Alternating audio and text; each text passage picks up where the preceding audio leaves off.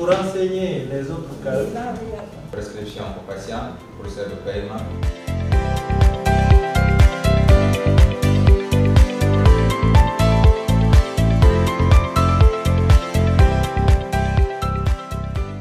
Cette page-là, c'est la page sur laquelle chaque utilisateur doit se loguer tous les matins, c'est-à-dire que ce soit les médecins ou les infirmiers ou les agents d'enregistrement. Chacun aura un nom d'utilisateur qui lui permet d'avoir accès à notre plateforme. Une fois qu'il entre ici son nom d'utilisateur et puis son mot de passe, il n'aura qu'à cliquer sur Entrée pour avoir accès à notre tableau de bord.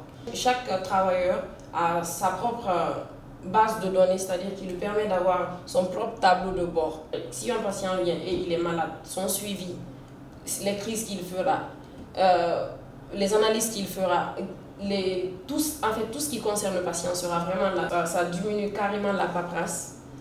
On a tout ici et là on va pas dire après 10 ans qu'on ne retrouve pas le dossier d'un patient. Après 10 ans quand vous revenez, il faut juste scanner le code barre de sa carte ou entrer une de ces informations qui est vraiment indispensable, par exemple son numéro de téléphone ou son âge. Ça vous permet vraiment d'avoir toutes les infos concernant le patient. Le système d'information, c'est devenu un élément qui garantit la qualité des soins, puisqu'on a une traçabilité de tout ce qui est fait. Ça permet aussi des réactions plus promptes du personnel médical et paramédical qui a accès à une information fiable. Ça permet aussi de faire des analyses pour la prise de décision, que ce soit au plan administratif, que ce soit au plan clinique, paraclinique.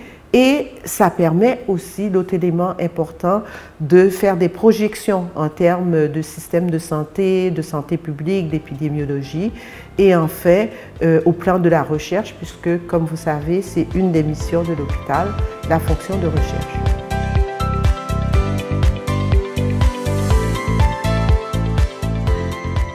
Toute la médecine est une question d'historique.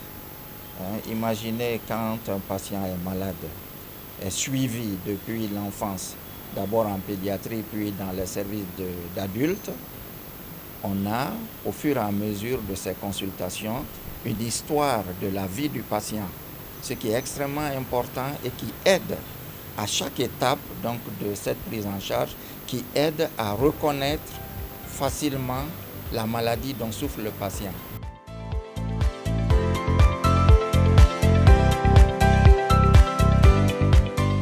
Ces formations-là s'inscrivent dans une série de formations qui vont venir dans les prochains jours, semaines et mois.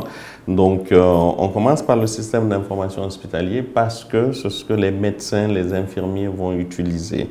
Donc, nous voulons que déjà en partant, qu'ils s'habituent à ce système-là parce que c'est un changement quand même majeur par rapport à ce à quoi ils ont l'habitude.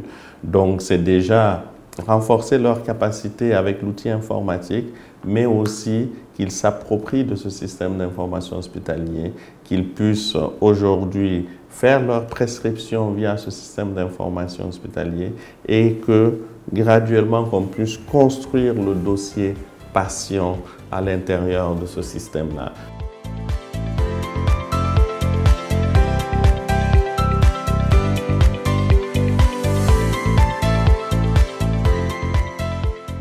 Une activation hospitalière en général, je tiens toujours à le rappeler parce que souvent les gens sont impatients et voudraient que tout soit ouvert en même temps.